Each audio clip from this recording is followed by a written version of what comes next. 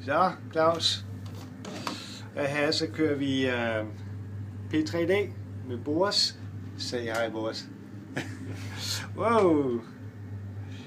Kastrup, og der er ret meget fuld skrue på scenery her, og den kører rimelig smooth, må jeg sige, og der er kraftedeme meget scenery her. Det er detaljerne. Ja, ja. Fucking hell, man. Endelig er søvaren kommet på kortet.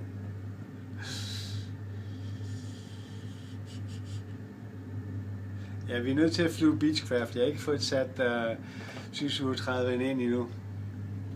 Jeg prøver at se, hvor smooth det er. Prøv at se vejen. Ja. Ikke, hvad hedder den? Ja.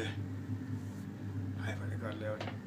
Det er fandme godt lavet. Der er heller ikke noget Rex på, og posen virker ikke, men altså selve scenerien, kan du se, det er fandme godt lavet, det her. Det ligger omkring 70 frames. 70 frames, og der er sådan rimelig meget skrue på scenery, complexity og alt det der.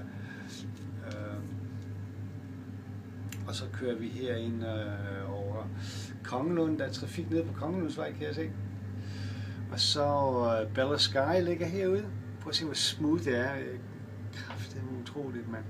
Der er vandtårnet nede, og ja, der lige før vi kan finde Hasses hus derude også.